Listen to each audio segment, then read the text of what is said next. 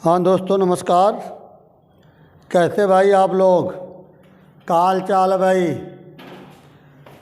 तो आज हम यूपी पुलिस का प्रैक्टिस सेट लेकर के आ रहे हैं दोस्तों। तो पहले हम थोड़ा सा आप लोगों को बता दें कि हम लाइव क्लास में इसलिए नहीं आ पा रहे हैं कि कल यानी 22 तारीख को यूट्यूब ने टेक्निकल प्रॉब्लम के कारण हमारे चैनल को रोक दिया है या बंद कर दिया है। अब देखना है कि आगे हमको चांस देते या नहीं देते हैं। अब हमने इसीलिए नया चैनल दोस्तों बना करके लॉन्च कर दिया है, बना लिया है। तो आप लोग हमको पूरा सहयोग करें, सपोर्ट करें, जिससे कि हमारा चैनल फिर उसी स्थान पे पहुँचे जहां आप लोगों ने पहुंचाया था।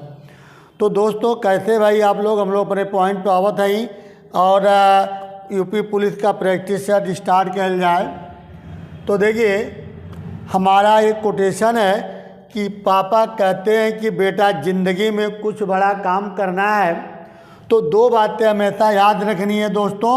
जो बातें याद रखना है, जो खोया है उसका गम नहीं, जो पाया है वो किसी से दोस्तों कम नहीं है। तो इन्हीं बातों के साथ हम लोगन अपने पॉइंट पे, अपने क्वेश्चन पे अवत हैं और अपना क्वेश्चन आगे बढ़ाने का प्रयास करीला।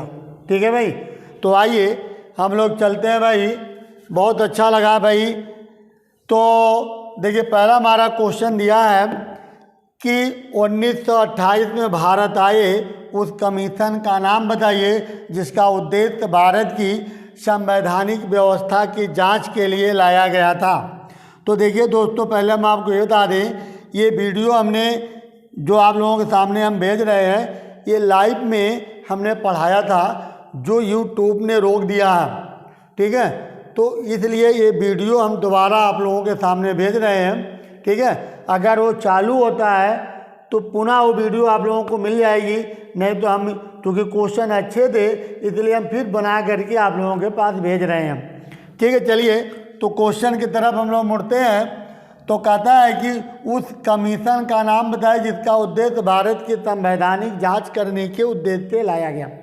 तो चार ऑप्शन दिया दोस्तों, साइमन कमीशन, क्रिप्स मिशन और कैबिनेट मिशन और योजना आयोग, माउंटबेटन योजना। तो साइमन कमीशन 1927 में गठित किया गया दोस्तों और 1928 में ये कहाँ पहुँचा था, भारत पहुँचा। और क्रिप्स मिशन का गठन 1942 में किया गया। माउंटबेटन योजना कब लाई गई, 1946 में लाई गई। कैबिनेट मिशन योजना 1946 में और माउंटबेटन योजना दोस्तों 1947 में लाई गई। ठीक, अब जरा हम चर्चा दोस्तों ये करते हैं कि इनका आने का उद्देश्य क्या है। तो देखिए साइमन कमीशन आने का उद्देश्य था संवैधानिक जांच करना। इसमें कोई भारतीय सदस्य शामिल नहीं था दोस्तों, इसलिए इसका विरोध किया गया। अब विरोध करते समय लाठीचार्ज में लाला लाजपत राय घायल हुए और उनकी मृत्यु हो गई। ठीक है, तो साइमन कमीशन 27 में गठन हुआ, 28 में भारत पहुंचा। और क्रिप्स मिशन का उद्देश्य क्या था दोस्तों, तो क्रिप्स मिशन का उद्देश्य था भारतीय जनता के दिल को जीतना, भारतीय जनता को अपनी तरफ मोड़ना, ये इसका उद्देश्य था। तो क्रिप्स मिशन ने कहा कि अगर द्वितीय विश्व युद्ध, क्योंकि 1939 से 1945 तक दोस्तों द्वितीय विश्व युद्ध चला, तो इसने कहा कि द्वितीय विश्व युद्ध में यदि हमारी विजय होती है तो द्वितीय विश्व युद्ध की समाप्ति पर हम भारत की आज़ादी पर विचार करेंगे। मैंने एक लालच दिया।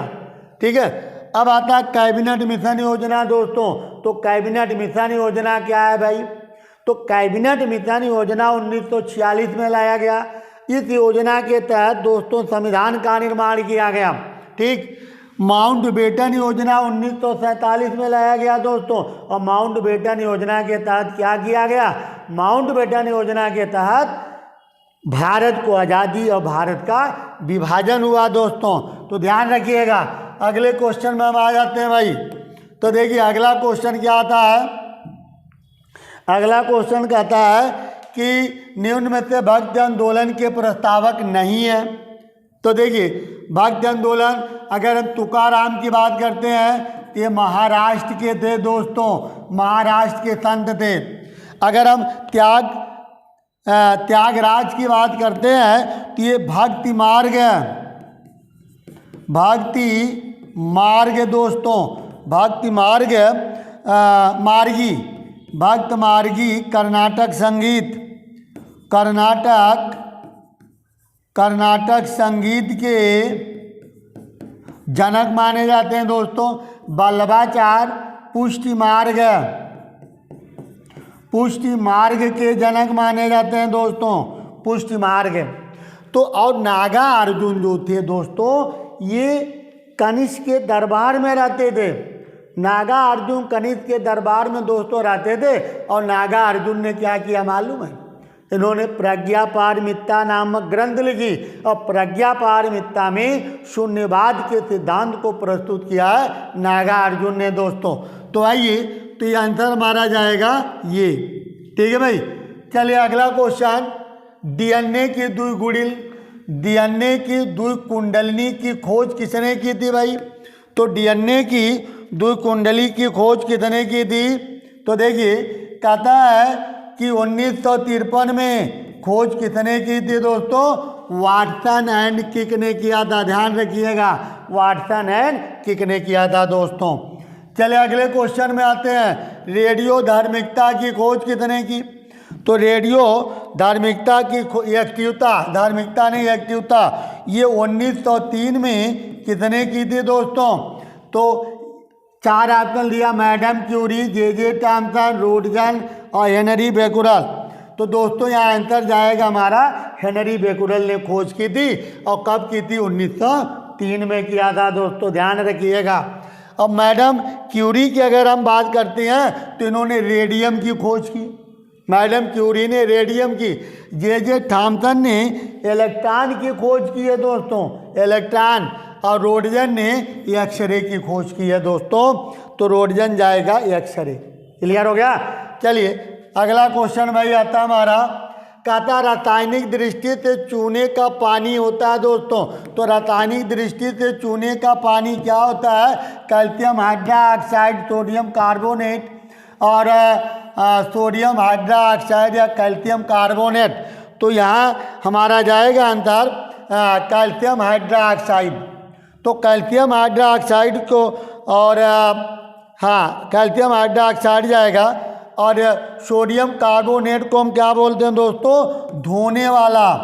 तो धोने का सोडा कहा जाता है दोस्तों, सोडा। तो सोडा कहा जाता है। सोडियम हाइड्रोक्साइड को कास्टिक सोडा, तो कास्टिक सोडा कहते हैं दोस्तों इसको, कास्टिक सोडा कहते हैं दोस्तों, ध्यान रखिएगा, इसे कास्टिक सोडा कहा जाता है दोस्तों, ठीक है। अब आते हैं कैल्शियम कार्बोनेट को क्या कहा जाता है दोस्तों? तो चूना पत्थर कहा जाता है दोस्तों, चूना पत्थर, ध्यान रखिएगा, भूलिएगा नहीं, चूना पत्थर कहा जाता है दोस्तों, एकदम ध्यान रखिएगा। तो चलिए अगले क्वेश्चन में आते हैं भाई। तो चलिए अगला क्वेश्चन हमारा आ जाता है दोस्तों, कहता है कि रासायनिक दृष्टि से ब्लीचिंग पाउडर होता है। तो रासायनिक दृष्टि से ब्लीचिंग पाउडर क्या होता है दोस्तों?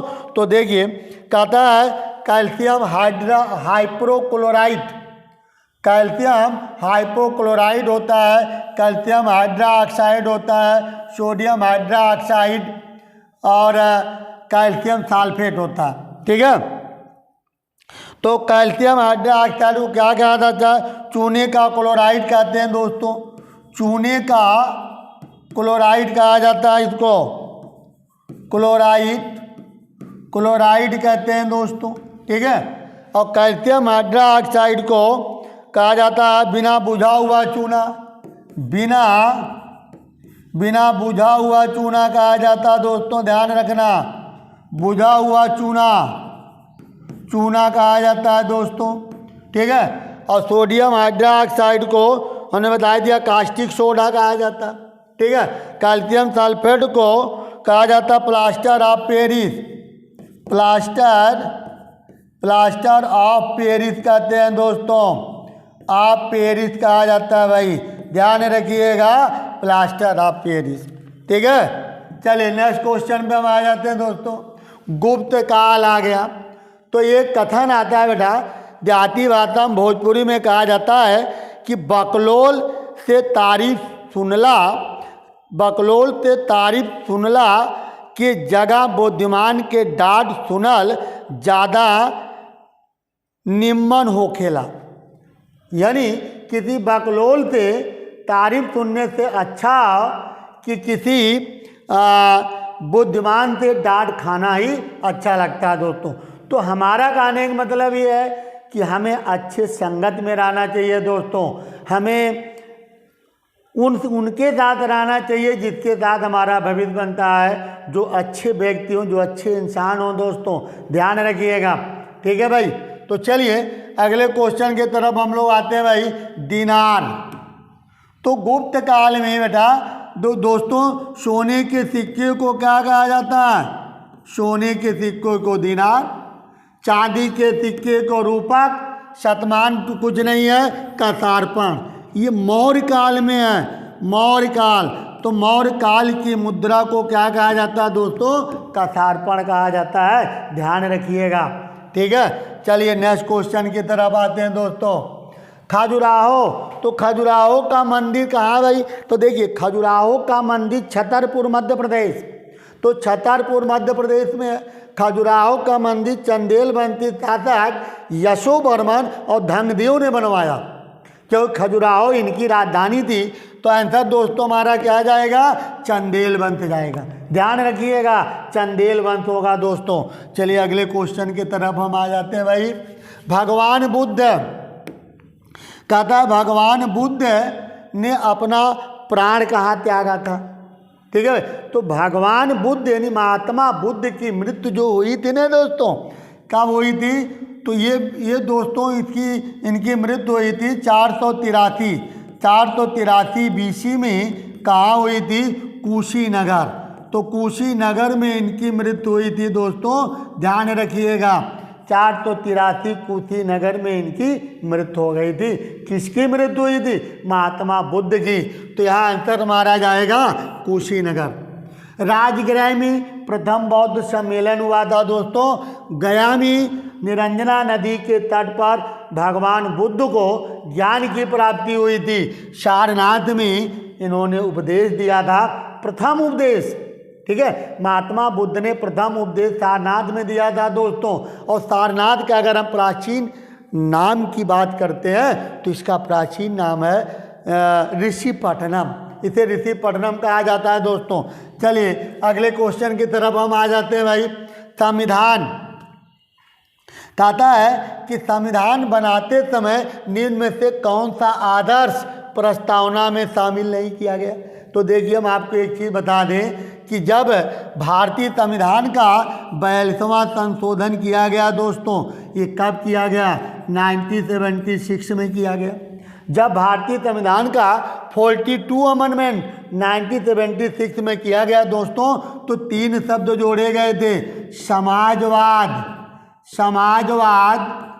और दूसरा जोड़ा गया दोस्तों अखंडता और तीसरा क्या जोड़ा गया दोस्तों? पंथ निरपेक्ष जोड़े गए दोस्तों, निरपेक्ष। तो 3 शब्द जोड़े गए थे, समाजवाद, अखंडता और पंथ निरपेक्ष। पंथ निरपेक्ष मतलब धर्मनिरपेक्ष, ठीक है। इसीलिए हम लोग अखंडता क्या होता है? हमारे प्रधानमंत्री या हमारे जो मंत्रीगण हैं, हमारी जो सरकार है, कहती है अखंड भारत का निर्माण करेंगे। अखंड भारत का मतलब क्या होता है भाई?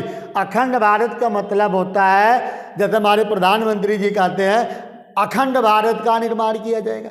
तो अखंड भारत का मतलब होता है अनेकता में एकता। तो हमारे यहाँ क्या है कि सभी को एक सूत्र में बांध कर ले चला जाता है, चाहे हिंदू हो, चाहे मुस्लिम हो, चाहे सिख हो, चाहे ईसाई हो दोस्तों, तो सभी को एक सूत्र में हमारा संविधान बांधने का प्रयास करता, बांधता है। तो एकता में अनेकता, अखंडता का मतलब होता है। तो यहाँ ये 2 शब्द दिया नहीं दोस्तों, तो क्या जाई भाई? कि जाई का, तो जाई समाजवाद। समाजवाद जाएगा भैया, ध्यान रखिएगा। समाजवाद शब्द जोड़ा गया, अखंडता जोड़ा गया। चलिए अगले प्रश्न में हम लोग अवत नहीं भाई, सिक्किम को राज्य का दर्जा कब दिया गया भाई? सिक्किम को राज्य का दर्जा दोस्तों कब दिया गया और किस संशोधन के तहत दिया गया? तो देखिए कहता है 42 संशोधन, 40, 36 और 44। तो दोस्तों मैं आपको बता दें, जब 36वां संविधान संशोधन 1975 में किया गया, 36 संशोधन 1975, तो सिक्किम को राज्य का दर्जा दिया गया दोस्त। सिक्किम को ध्यान रखिएगा, ठीक है। तो सिक्किम को राज्य का दर्जा दिया गया 36 संशोधन। अब आता है प्रसिद्ध लैगून झील कहाँ है दोस्तों भाई? तो प्रसिद्ध लैगून झील कहाँ है? तो प्रसिद्ध लैगून झील हम लोग चर्चा कर लेते हैं भैया कि लैगून झील कहाँ स्थित है। तो ऑप्शन दिया है क्या? ऑप्शन दिया है कि चिल्का झील, डल झील, पोलकर झील, मानसरोवर झील। तो देखिए चिल्का झील हमारी कहाँ पड़ती है भाई? उड़ीसा में है दिया दोस्तों, ध्यान रखिएगा, उड़ीसा में है। डल झील कहाँ पड़ती है? श्रीनगर में पड़ती है भैया, श्रीनगर। और पोलकर झील कहाँ पड़ती है? ये आंध्रा में पड़ता है दोस्त, आंध्र प्रदेश में, ध्यान रखिएगा, आंध्र प्रदेश में है। और मानसरोवर झील कहाँ पड़ता है भैया?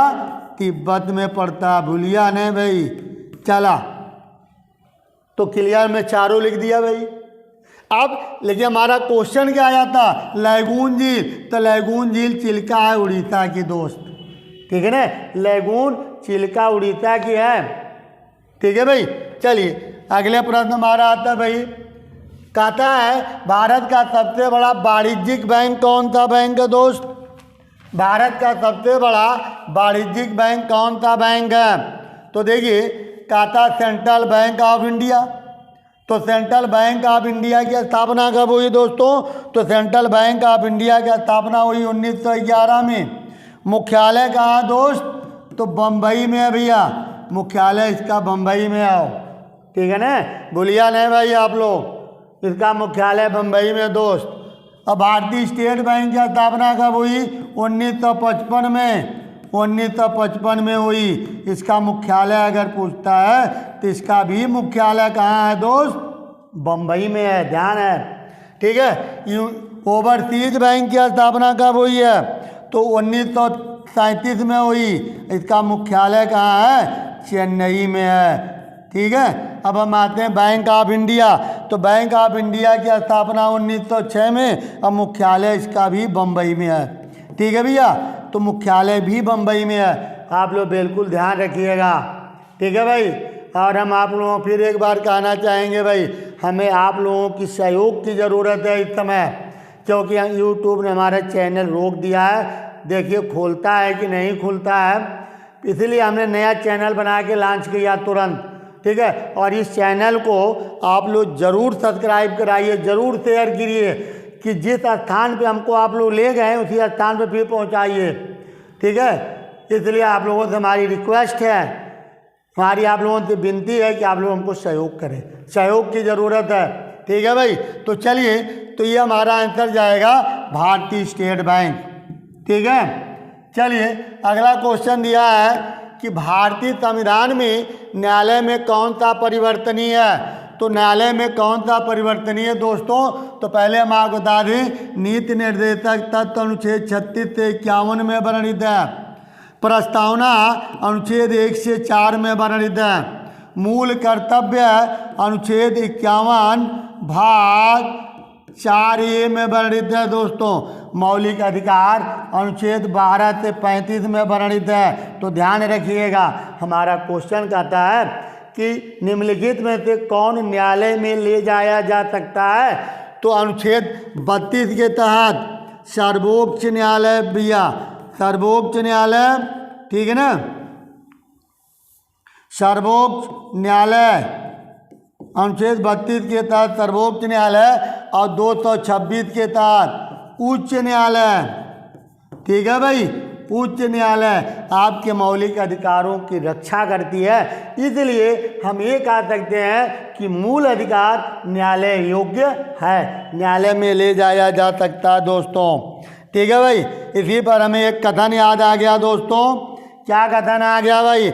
मंजिल पाइप तो बहुत दूर की बात यह होखेला, मंजिल पाइप बहुत दूर की बात होखेला, गरूर में रहबा तो रास्ता भी ना देख पैबा, गरूर में रहबा तो रास्ता भी ना देख पैबा दोस्त। इसलिए गरूर, घमंड अपनी पढ़ाई का या अपने हर चीज़ का कभी इंसान के अंदर नहीं लानी चाहिए दोस्त, क्योंकि ये जो अहम है, जो घमंड है, इंसान को आकाश से ज़मीन पे ले आता है। इसलिए कभी आपके अंदर घमंड नहीं आना चाहिए। तो आप लोग ध्यान रखिएगा, कभी भी अपने आप को हम मत आने दीजिएगा, घमंड मत आने दीजिएगा। चलिए अगले आगे हम बढ़ते हैं भाई। अगला क्वेश्चन हमारा आ जाता है, भारतीय संविधान में संघीय शासन प्रणाली कहाँ से ली गई दोस्त? तो संघीय शासन प्रणाली, तो देखिए संघीय शासन प्रणाली का मतलब होता है, हम ये कह सकते हैं कि भारत, तो भारत दैट इज यानी अर्थात इंडिया, तो भारत अर्थात इंडिया क्या है दोस्तों? तो भारत दैट इज इंडिया राज्यों का एक संघ है, राज्यों का एक समूह है दोस्त। तो यही संघीय प्रणाली कहाँ से ली गई है? तो यही आंसर पूछ रहा है, कनाडा से ली गई है। ठीक है, तो संघीय शासन प्रणाली कनाडा के संविधान से दोस्त लिया गया। अगले प्रश्न की तरफ हम आ जाते हैं। मिडनाइट चिल्ड्रन के लेखक कौन है भाई? ठीक है, तो मिडनाइट चिल्ड्रन के लेखक कौन है दोस्त? तो मिडनाइट चिल्ड्रन के लेखक है सलमान रुश्दी। ठीक है, इसके बाद हम आते हैं भारतीय संविधान में। कहता भारतीय संविधान के किस भाग में कल्याणकारी राज्य की स्थापना का उल्लेख किया गया? ठीक है भाई, तो देखिए संविधान की प्रस्तावना के अनुच्छेद 38, तो अनुच्छेद 38 में दोस्त, अनुच्छेद 38 में, ठीक है भाई, अनुच्छेद 38 में क्या कहा गया है?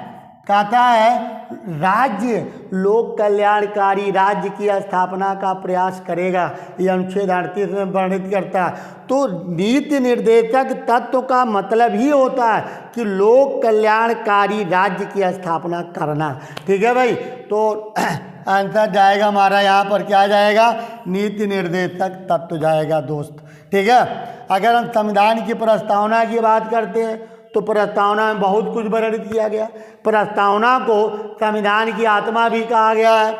मौलिक अधिकार अनुच्छेद 12 से 35 में है। अनुसूची 10 में क्या वर्णित है? तो अनुसूची 10 में दोस्त ये दल बदल विधेयक है। अनुसूची 10 में जब 52वां संविधान संशोधन किया गया 1985 में, तो दल बदल विधेयक दोस्त जोड़ा गया था। ठीक है, राजीव गांधी भारत के प्रधानमंत्री थे, इन्होंने जोड़ा था दोस्त। चलिए जनहितवाद, तो जनहितवाद का उल्लेख किस अनुच्छेद में किया गया भैया? तो जनहितवाद की हम अगर बात करते हैं तो जनहितवाद का मतलब क्या होता है भाई? जनहितवाद का मतलब होता है जनता के हित की बात। तो किस अनुच्छेद में वर्णित किया गया है? तो अनुच्छेद 226। अभी हमने क्या कहा था कि अनुच्छेद 32 में भी जनहितवाद है, अनुच्छेद 226 में भी जनहितवाद है। अनुच्छेद 32 के तहत सुप्रीम कोर्ट और अनुच्छेद 226 के तहत दोस्त मालूम क्या होता है कि हाई कोर्ट मौलिक अधिकारों की रक्षा करती है। ठीक है भाई, चलिए अगले क्वेश्चन में हम आ जाते हैं। भारत के संविधान में जनहित शब्द का प्रावधान कहाँ से लिया गया भाई? तो जनहित मतलब होता है मौलिक अधिकार, तो जनहित मतलब मौलिक अधिकार से हो गया, क्योंकि अभी हमने बोला है कि जब जब आपके मौलिक अधिकारों का हनन होता है ना, तो 32 के तहत सुप्रीम कोर्ट, 226 के तहत हाई कोर्ट आपके मौलिक अधिकारों की रक्षा करती है दोस्त, तो हमारा अधिकार जाएगा। इसके बाद कहता मूल अधिकार किस अनुच्छेद में वर्णित है? तो अभी हमने आप लोगों से कई बार चर्चा किया है कि अनुच्छेद 12 से 35 में मौलिक अधिकार है, तो अनुच्छेद 12 से 35 ये सही है। ठीक है, कहता यदि कोई लावारिस लड़का बच्चा सड़क पर घूमता पाया जाता है तो आप क्या करेंगे? उसके घर का पता लगा कर उसको छोड़ आएंगे, अपने घर लाएंगे, ध्यान नहीं देंगे। तो इंसानियत के नाते, इंसानियत कहता है, अब यहाँ हम कानून भूल गए, इंसानियत के नाते, कानून तो कहता है तो अलग चीज़ है, लेकिन इंसानियत के नाते आपका फ़र्ज बनता है दोस्त कि हम पता लगा कर उस बच्चे को उसके घर पहुंचा दें। अगर आप पुलिस की हैसियत से बात करते हैं कि हमारा कानून कहता है, हमारा कानून कहता है यदि आप सिपाही हैं तो आपका फ़र्ज बनता है कि आप देश की सेवा करें, जनता की सेवा करें, ये आपका फ़र्ज बनता है दोस्त। तो उसको घर पहुंचाने का प्रयास करेंगे, ठीक है। दुर्भिक्ष के समय पुलिस को भूखे व्यक्ति को क्या करना चाहिए? कहता जेल में डाल दो, बिल्कुल सही, जेल में डाल दो। अगर कोई भूखा तो डाक जेल में डाल दो, ठीक है। कहता नहीं, अपने घर रखना चाहिए, उसे भोजन कराना चाहिए। क्योंकि देखिए दोस्त, आजकल भूखे को भोजन देना बहुत बड़ा पुण्य का काम होता है, ठीक है। तो भूखे को भोजन देना, ये तो पुलिस भी, अगर डिपार्टमेंट की हम बात करते हैं तो ये उनका दायित्व है। जनहित इंसानियत तो जोड़िए, ये उनका दायित्व बनता है कि उसको भोजन कराएं, तो हमारा ये सही जाएगा भाई। इसके बाद हम आते हैं चोल शासकों की भाषा क्या थी भाई? तो चोल, देखिए चोल वंश की स्थापना किया था विजयालय ने, और इनकी राजधानी थी तंजौर, और चोलों की राजधानी तंजौर थी। और तो चोलों की भाषा क्या थी दोस्त? तो चोलों की भाषा थी तमिल, ध्यान रखिएगा। चलिए अगला क्वेश्चन आता है संत कबीर। तो संत कबीर का जो जन्म हुआ था दोस्त, कहाँ हुआ था? कहता वाराणसी में हुआ था, कहता है वाराणसी में हुआ था, फिर कहता नहीं हैदराबाद में हुआ था, मथुरा दिल्ली। तो इनका जन्म हुआ था 1398 में दोस्त, 1398 में। कहाँ हुआ था? काशी बनारस में हुआ था दोस्त, ठीक है। चलिए भाई अगले क्वेश्चन की तरफ हम आ जाते हैं। अगले क्वेश्चन में हम आगे बढ़ते हैं। सामान्य न्याय और निःशुल्क विधिक सहायता, सामान्य न्याय और निःशुल्क विधिक सहायता, ठीक है, संविधान के किस अनुच्छेद में दिया गया है? तो अनुच्छेद 39 में वर्णित है दोस्त, इसका उल्लेख 39। सामान्य न्याय और विधिक, समान, तो बिल्कुल सही है। 39 में जाएगा दोस्त, देखिए 39 में है भाई, ये 39 में जाएगा। 39 ये कहता है समान कार्य के लिए समान वेतन देने का प्रयास करेगा, ठीक है। तो समान कार्य के लिए समान वेतन। इसके बाद हम आ जाते हैं अनुच्छेद 44। अनुच्छेद 44 कहता है दोस्त कि राज्य भारत के हर नागरिक के लिए एक समान सिविल संहिता लागू करने का प्रयास करेगा। तो ये हमारा वर्णन करता है क्या? अनुच्छेद 44। अनुच्छेद 50 क्या कहता है दोस्त? कहता है न्यायपालिका को कार्यपालिका से अलग करने का राज्य प्रयास करेगा। यानी न्यायपालिका एक स्वतंत्र है, कार्यपालिका के अधीन कभी कार्य नहीं कर सकती है। चलिए इसके बाद हम आ जाते हैं कावेरी नदी। तो कावेरी नदी गिरती कहाँ, निकलती कहाँ? कावेरी नदी महाबलेश्वर की पहाड़ी से निकलती है और गिरती कहाँ है दोस्त? तो दोस्तों ये गिरती है बंगाल की खाड़ी में, ठीक है भाई। चलिए अगले प्रश्न में हम आ जाते हैं बम्बई स्टॉक एक्सचेंज। तो भारत में कुल कितने स्टॉक एक्सचेंज हैं दोस्त? दोस्तों ध्यान रखिएगा, तो बम्बई में कुल कितने हैं? 24 स्टॉक एक्सचेंज है। स्टॉक एक्सचेंज का मतलब क्या होता है? Share market. जैसे हम लोग बोलते हैं बुल एंड बियर, केजरिया और मंदरिया कहा जाता है, क्योंकि जब हमारा शेयर मार्केट उछाल लेता है तो उसको हम तेजरिया कहते हैं, जब गिरता है तो मंदरिया कहा जाता है। तो 24 स्टॉक एक्सचेंज है और बम्बई स्टॉक एक्सचेंज दोस्त सबसे पुराना है। और बम्बई स्टॉक एक्सचेंज की स्थापना कब हुई है? 1875 में हुई है, ध्यान रखिएगा। चलिए अगले प्रश्न में हम आ जाते हैं। कहता है भारतीय संविधान की मसौदा समिति। तो मसौदा समिति का मतलब होता है प्रारूप समिति। मसौदा समिति का मतलब होता है दोस्तों ड्राफ्टिंग कमेटी। प्रारूप समिति, तो प्रारूप समिति का गठन कब किया गया भाई? तो प्रारूप समिति का गठन किया गया 29 अगस्त 1947 को किया गया दोस्तों। और अध्यक्ष किसे बनाया गया? डॉक्टर भीमराव अंबेडकर को। और इनके सहयोग के लिए और भी 7 सदस्य थे। ठीक है, तो आंसर हमारा क्या आ जाएगा? डॉक्टर भीमराव अंबेडकर जाएगा दोस्तों। इसके बाद हम आ जाते हैं किस देश के सरकारी दस्तावेज को येलो बुक कहा जाता है? तो फ्रांस को। ध्यान रखिएगा, फ्रांस के दस्तावेज को येलो बुक कहा जाता है दोस्तों। ठीक है भाई, फ्रांस के। ठीक है, चलिए नेक्स्ट क्वेश्चन पे हम आ जाते हैं। निम्न में से किसने पहली बार युद्ध तोप का इस्तेमाल किया? तो आप लोगों ने सुना होगा पानीपत का प्रथम युद्ध। तो दोस्तों पानीपत का प्रथम युद्ध कब लड़ा गया? तो पानीपत का, ठीक है, पानीपत का प्रथम युद्ध ये लड़ा गया कब? ये लड़ा गया 1526 को। किसके बीच लड़ा गया? बाबर और इब्राहिम लोदी के मध्य। ठीक है ना भाई, इब्राहिम लोदी के मध्य लड़ा गया दोस्तों। और इसमें बाबर ने इसी युद्ध में किसका प्रयोग किया था दोस्त? तोप का प्रयोग किया था। तो पानीपत के प्रथम युद्ध में तोप का प्रयोग किया गया। ठीक है, चलिए बाकी शेरशाह सूरी की अगर हम बात करते तो शेरशाह सूरी ये अफगान शासक था और 1540 से 1545 तक रहा। अकबर की बात करते हैं, बाबर की बात करते हैं। ठीक है, तो यहाँ बाबर के मध्य लड़ा गया था। चलिए हुयेन सांग, तो हुयेन सांग कौन था भैया? तो ये हुयेन सांग जो था ये चीनी सम्राट था, चीनी सम्राट। ठीक है, हुयेन सांग चीनी सम्राट था, सॉरी चीनी राजदूत था, चीनी राजदूत था। और चीनी सम्राट ताइसुंग ने भेजा था इसे दोस्तों, ध्यान रखिएगा। ताइसुंग ने हुयेन सांग को कहाँ भेजा था? हर्षवर्धन के दरबार में भेजा था। कब आया था, कब गया? 633 एडी में आया था और 642 एडी में हुयेन सांग चला गया। ठीक है, हुयेन सांग ने हर्षवर्धन को शिलादित्य भी कहा था।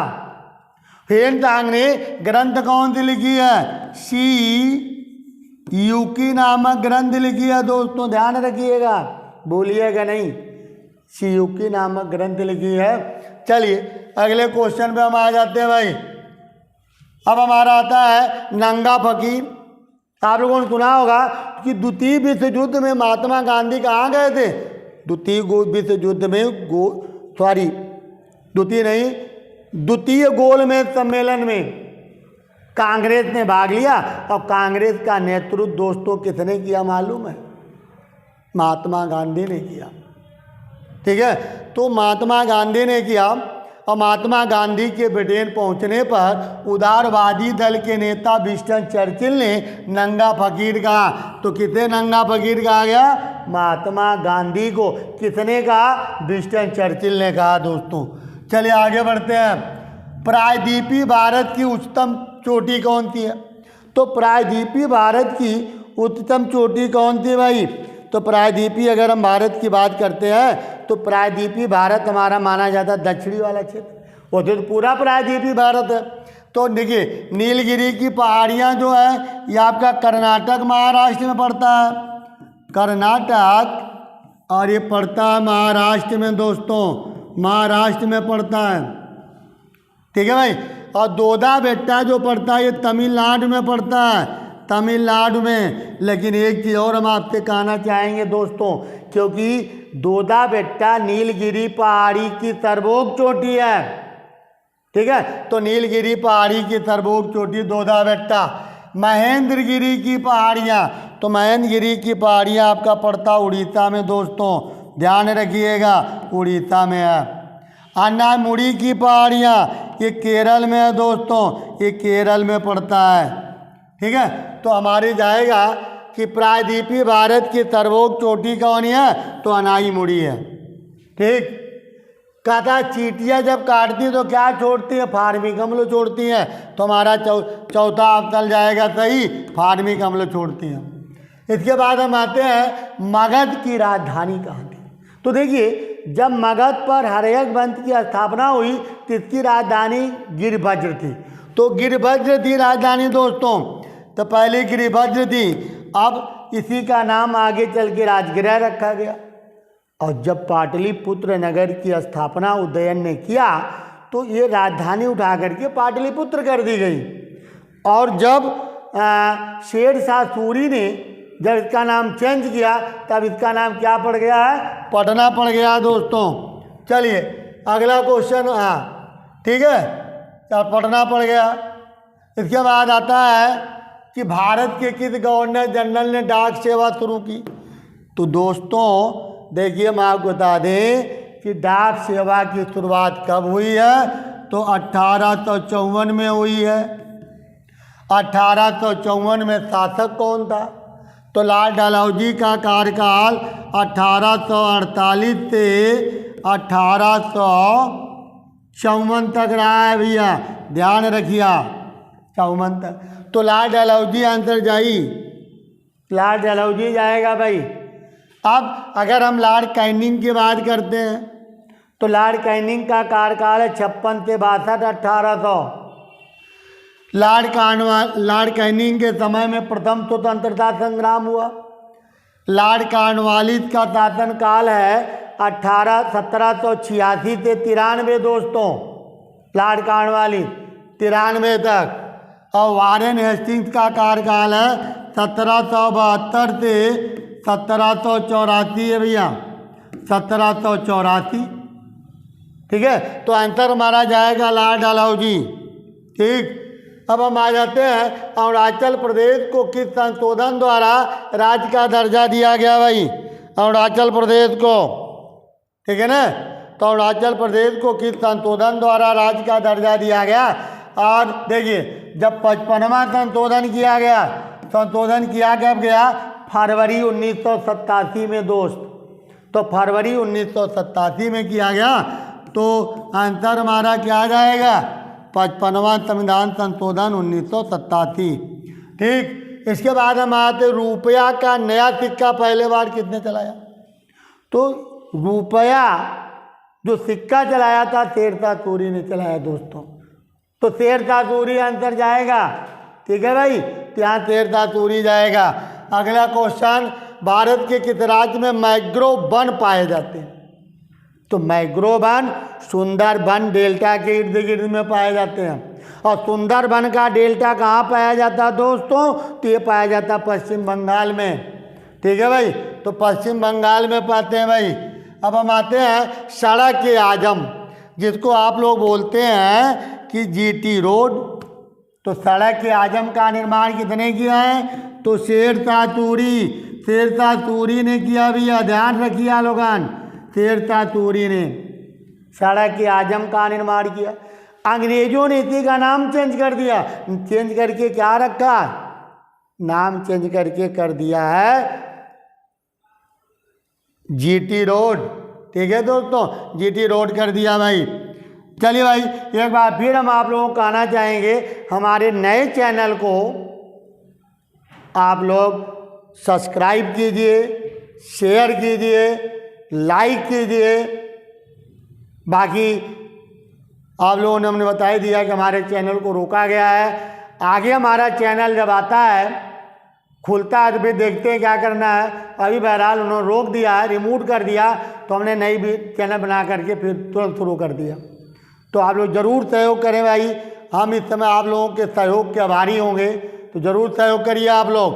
तो चलिए तो आगे हम लोग बढ़ते हैं। तो देखिए हमारा एक कोटेशन है भाई, लक्ष्य ज़्यादा दूर नहीं, कहता लक्ष्य ज़्यादा दूर नहीं, बस अपनी रफ्तार थोड़ी तेज करनी है।